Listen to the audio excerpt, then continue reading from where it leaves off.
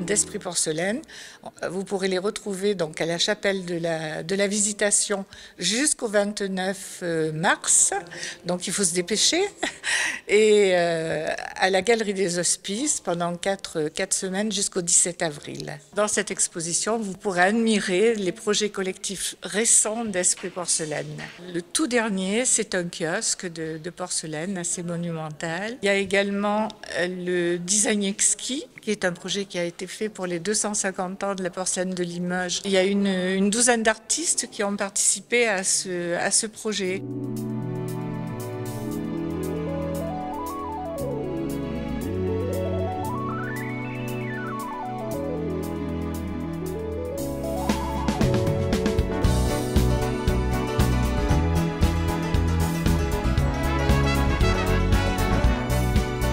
Ça vient d'une réflexion qu'on s'était posée en septembre 1984. Moi, je travaillais pour l'industrie porcelainière, j'étais avec la marque Reynaud, j'étais modeleur en fait de Reynaud, je faisais les formes de Reynaud. J'avais passé en même temps le concours de professeur des écoles, donc je faisais une partie des cours à l'école d'art décoratif à l'époque, parce que c'était une école d'art décoratif.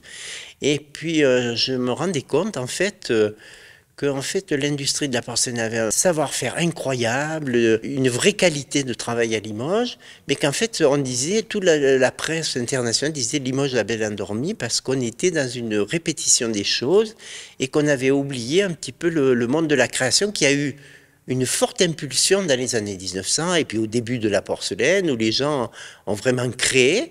Mais là, c'était un peu une répétition qui s'endormait sur des savoir-faire et tout.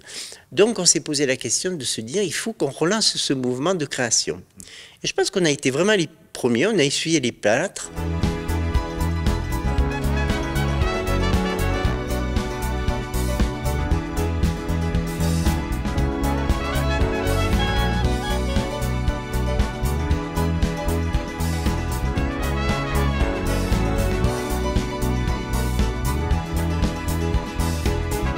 Là, ce sont des projets qui ont été réalisés par les artistes depuis pas mal d'années, qui regroupent alors des objets autour de la lumière, des objets déco, des objets de table. Ce que je retiens, moi, c'est que pas une seule année n'est passée en 40 ans sans qu'on ait une intervention, soit à l'international, soit dans la France, soit sur le territoire.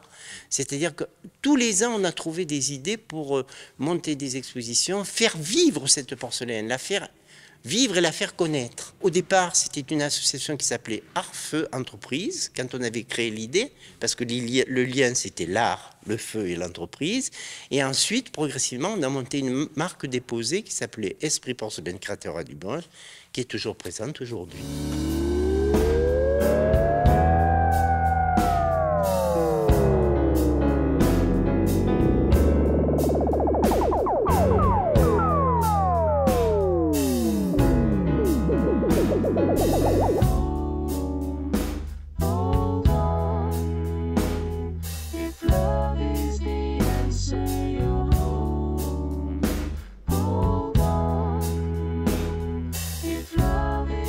J'y suis depuis le départ parce que moi, à l'époque, j'étais responsable du secrétariat pédagogique de l'ENSA, de l'ENAD même à l'époque.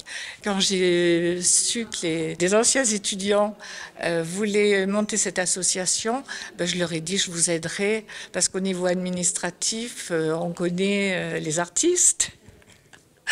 Voilà, donc je me suis investie à fond et ce qui m'a permis également de voyager, de monter des projets qu'on a présentés un peu partout. Je m'occupais des voyages d'études des étudiants et j'avais des relations dans beaucoup de pays européens, et ce qui nous a permis de voyager, d'apporter justement les créations contemporaines de porcelaine de Limoges, notamment à Cardiff, à la faculté d'art et de design de Cardiff. Et puis il y a eu évidemment l'aventure au Guatemala, à Pilsen, au musée du design de Gand. Vraiment des souvenirs extraordinaires.